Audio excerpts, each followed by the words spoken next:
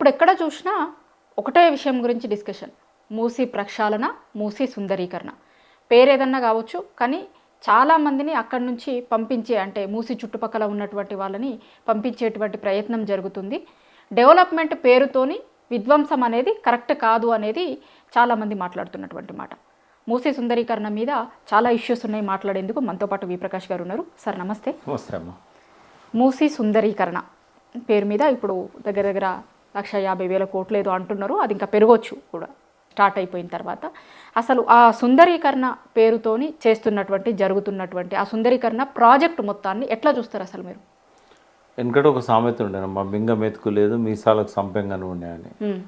ఏ ప్రభుత్వానికైనా ప్రయారిటీస్ ఉంటాయి. ప్రజల సంక్షేమం, ప్రజల అభివృద్ధి, పర్యావరణ అభివృద్ధి, వీటి మీద ప్రయారిటీస్ ఉంటాయి. ఇప్పుడు ఏం చేసినా నదిని నదిలాగా ఉంచాలి. నది అనేది దానికి కూడా హక్కులు ఉంటాయి. ఇప్పుడు మేము చాలాసార్లు ఇక్కడ నేషనల్ కన్వెన్షన్స్ పెట్టాం, రాజేందర్ సింగ్ లాంటి వాళ్ళని పిలిచి.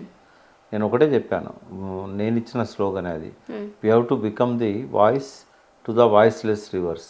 నోరు లేని నదులకు మనమే నోరు అయిదాము అని. ఇప్పుడు నది అని అంటే రెండు ఓట్ల మధ్యలో ఉండేదే నది కాదు. ఆ నది మీద ఆధారపడ్డ పర్యావరణము, జీవావరణము, అంటే మనం బయోడైవర్సిటీ అంటాం. నది మన ఇంజనీరింగ్ శాస్త్రాలు కానీ, మొదటి నుంచి ఉన్న ఇంజనీరింగ్ సైన్స్ కానీ, మన ప్రభుత్వాలు అంటే ఏ ప్రభుత్వాలైనా ఈ ఎట్లా ఎక్స్ప్లాయిట్ చేయాలనేది ఆలోచించినాయి. నదులను ఎట్లా ఎక్స్ప్లాయిట్ చేయాలి, ఆ వనరులను ఎట్లా ఉపయోగించుకోవాలి. కానీ వనరుల పునర్జీవనం గురించి ఎప్పుడు ఆలోచించలేదు. కొంత కేసీఆర్ గారు ఆలోచించారు. అంటే పర్యావరణం పెంచడానికి హరితహారం ఏదైతే టేకప్ చేశారో దానివల్ల నదుల పర్యావరణం పెరుగుతుంది. ఆయన ఒక్కడు తప్ప ఇంకా ఎవ్వరు కూడా ఈ నదుల గురించి ఆలోచించలేదు. ఆయన ప్రతి నది గురించి ఆలోచించాడు. దానివల్ల ఇలా వర్షపాతం పెరిగింది, టెంపరేచర్ తగ్గింది, 285 కోట్ల మొక్కలు సర్వైవ్ అయినాయి. 85% వాళ్ళు పెట్టిన దానిలో. ఎవరిని అడిగినా, ఏ ఫారెస్ట్ వాచ్మెన్ దగ్గర నుంచి కన్జర్వేటర్గా రిటైర్ అయిన వాళ్ళని అడిగినా, CCFని అడిగినా కూడా మొత్తం స్వాతంత్రం వచ్చిన కాంచి ఈ చెట్లను నరకకుండా చెట్లను కాపాడే విధంగా ప్రయత్నం చేసిన ఒకే ఒక్క ప్రభుత్వం కేసీఆర్ ప్రభుత్వం అని చెప్తారు. యాక్చువల్గా నదికి ఏం కావాలి? నదికి ఏంటంటే ఫస్ట్ బౌండరీస్ కావాలి. ఇప్పుడు మన ఇంటికి బౌండరీస్ ఉంటాయి, ప్రభుత్వ కార్యాలయాలకు బౌండరీస్ ఉంటాయి, రోడ్డుకు బౌండరీ ఉంటుంది, నాలాకు కూడా బౌండరీ ఉంటుంది. కానీ ఏం పాపం చేసినాయి నదులు? వాటికి బౌండరీస్ ఉండొద్దా? నాకు తెలిసి భారతదేశంలో మొట్టమొదటిసారి ఒక బౌండరీ నదికి ఇవ్వాలని చెప్పి, అది కూడా హైదరాబాద్ నగరంలో 55 కిలోమీటర్లు మూసీకే ఆ ప్రయత్నం జరిగింది. అది కేటీఆర్ గారు చేశారు. అంటే నేను వాళ్ళని పొగుడుతున్నాను కాదు, they are deserved for appreciation. నేను అడుగుతున్నా చాలామంది పర్యావరణవేత్తల్ని, భారతదేశంలో 600లకు పైన నదులు ఉన్నాయి, అంటే గుర్తించగలిగేటి ట్రిబ్యూటరీస్ కావచ్చు, 14 పెద్ద నదులు ఉన్నాయి. మరి ఏ నదికైనా బౌండరీస్ ఉన్నాయా? ఫారెస్ట్ డిపార్ట్మెంట్ కూడా బౌండరీ ఉంటుంది, రిజర్వ్ ఫారెస్ట్ ఉంటుంది. వాళ్ళు అడుగు కూడా పెట్టనియారు, ట్రెంచెస్ తీస్తారు ఎవరు లోపల పోకుండా, పశువులు కూడా లోపల పోకుండా. మరి ఎందుకు? ఏం పాపం చేసింది నది? ఇప్పుడు అన్నిటికంటే నది లేనిది మనం బతకలేము. నాగరికత అంతా విలసిల్లింది నదుల మీద. ఇవాళ మూసీ సమస్య ఒకటే కాదు, ఇవాళ ప్రతి పట్టణంలో ఒక నది ఉంటుంది. చారిత్రక పట్టణాలు ఏదైతే కొన్ని వందల వేల సంవత్సరాల నుంచి నాగరికత విలసిల్లినాయో, ప్రతి పట్టణం, ప్రతి ఊరు కూడా వాటర్ సోర్స్ లేకుండా ఆ ఊరు ఉండదు. ఆ ఊరు పక్కన ఏదో ఒక వాటర్ సోర్స్ ఉంటుంది, లేకపోతే వాళ్ళు క్రియేట్ చేసుకుంటారు. మీరు ఏ వాగు చూడండి, ఏ నది చూడండి, ఓ తాలూకా నుంచో, ఒక జిల్లా కేంద్రం నుంచో, ఒక రాజధాని కేంద్రం నుంచో మధ్యలోకి వెళ్ళిపోతూ ఉంటాయి. మద్రాసులో 3 పెద్ద నదులు మద్రాసు నగరం నుంచి పోయి బంగాళాఖాతంలో కలుస్తాయి. అడయార్ నది, ఇంకో 2 నదులు. అట్లాగే పూణే ఉంది.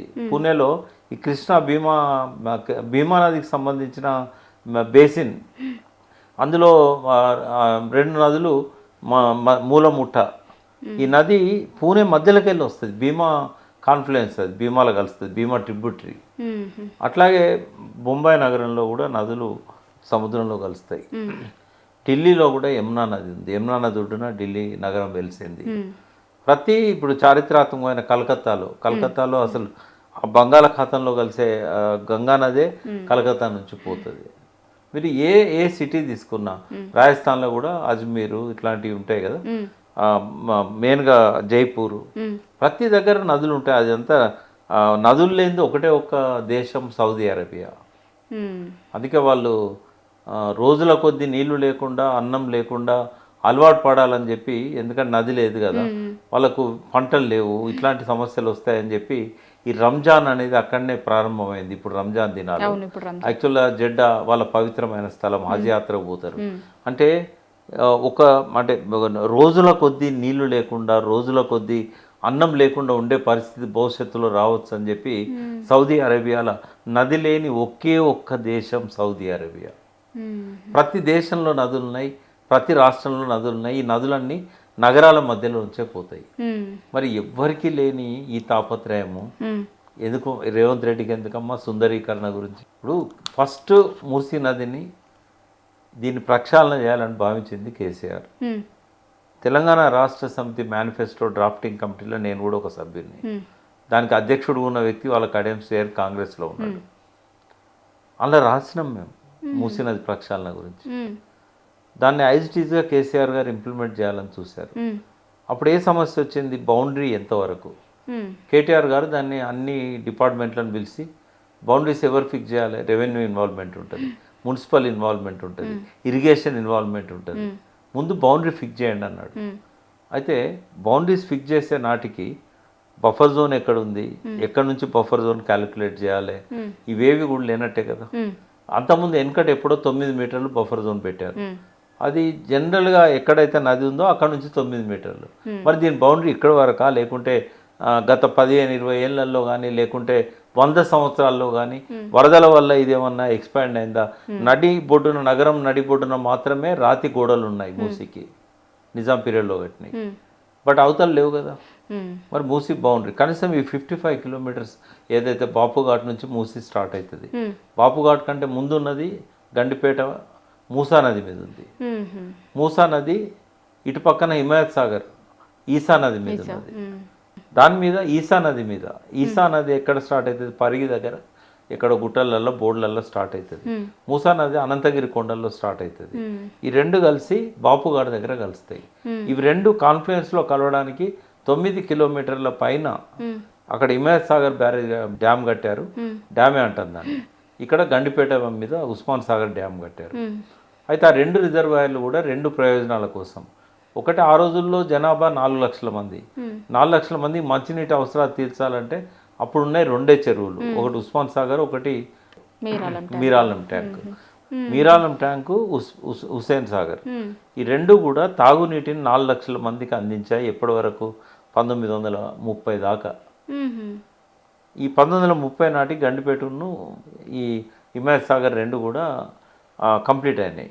అప్పుడు వాటి నీళ్ళను కూడా ఈ నగరానికి అందించారు.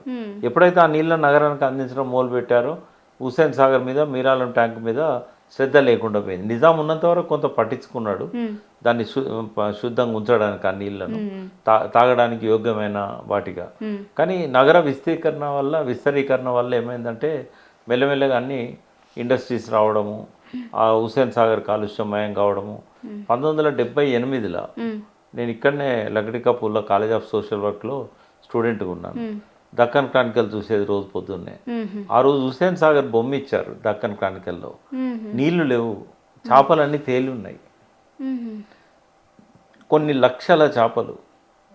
హుస్సేన్ సాగర్ మొత్తంలో నీళ్లు కనబడతలేవు, మొత్తం చేపలు తేలి ఉన్నాయి చనిపోయి. ఎందుకంటే సనత్ నగర్ నుంచి వచ్చే నాల వాళ్ళు ఏం చేశారు, పారిశ్రామిక వ్యర్థ జలాలను మొత్తం ఆ నాలాలో పోసారు. ఆ కెమికల్ వేస్టేజ్ రాగానే చెరువులో ఉన్న ప్రతి చేప చనిపోయింది, ప్రతి ప్రాణి చనిపోయింది. That was the last day. Hussain సాగర్లో చేపను చూడడము, బతుకున్న జీవాన్ని చూడడం. అంటే ఆ రోజు హుస్సేన్ సాగర్ చనిపోయిన రోజు అది. That is the death day. ఇక ఆ తర్వాత మూసీ కొంచెం అప్పుడు బాగుండేది. నేను మా ఊర్లో మా నాయనమ్మ ఉండేది 90 ఏళ్ళు అప్పుడు, 78, 79. అయితే నేను సెలవులలో పోయినప్పుడల్లా, అరే నువ్వు తెల్లబడి వస్తానవురా, మళ్ళీ ఇక్కడ నల్లబడిపోతానవు, నువ్వు ఆడ నీళ్ళు తాగుతున్నట్టు నువ్వు, మూసీ నది ఉన్నదట కదా, మూసీ నది నీళ్లు తాగి నువ్వు తెల్లబడుతున్నావురా అని చెప్పేది అన్నట్టు. వాస్తవం. ఎందుకంటే మూసీ నది నీళ్ళు అనంతగిరి కొండల్లో నుంచి, పరిగి కొండల్లో నుంచి వస్తాయి.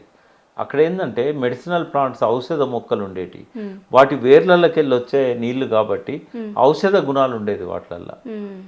ఆనాడు వాటిని మనము ట్యాంకర్లు కాదు, అప్పుడు నల్లాలు తిప్పుకొని తాగేది.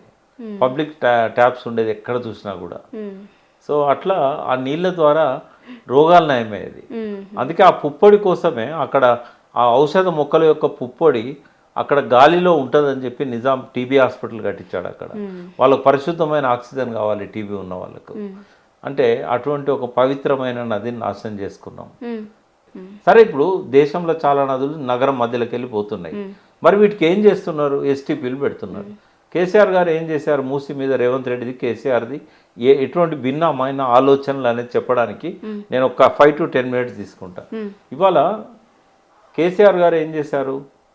ఫస్ట్ నదికి బౌండరీస్ క్రియేట్ చేసుకొని ఈ నది బౌండరీస్ మధ్యలో కాలుష్యం లేకుండా చేయాలి. అంటే ఇప్పుడు ఎక్కడి నుంచి వస్తుంది కాలుష్యం?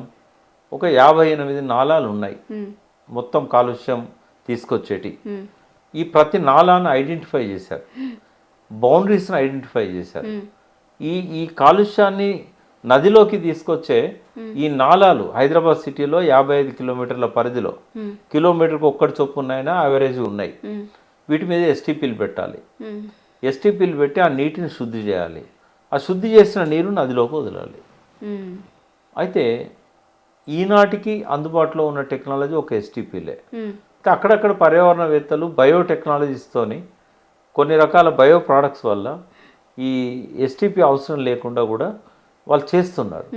కానీ చుట్టూ విస్తరించిన చెరువులు, కుంటలు అన్నీ పొల్యూట్ అయిపోయినాయి. ఒక్కొక్క నాలాకు ఒక 10 కుంటలు 10 చెరువుల నుంచి మురుగునీరు వస్తున్నది.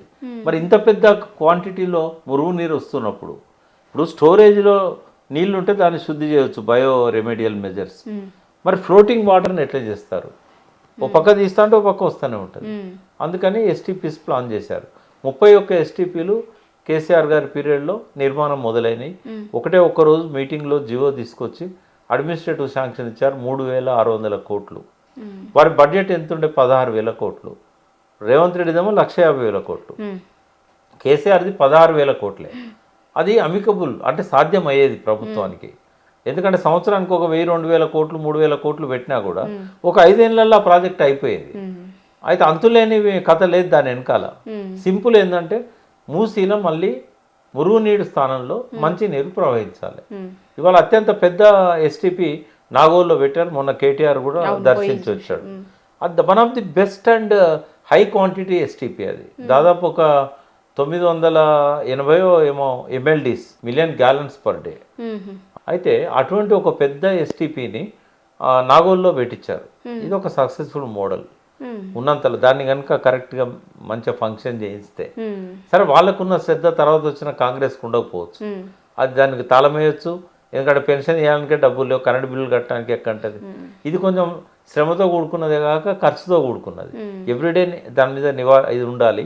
రెండవది ఏంటంటే పవర్ బిల్స్ ఎక్కువ వస్తూ ఉంటాయి, అదంతా పవర్తోనే నడుస్తూ ఉంటుంది.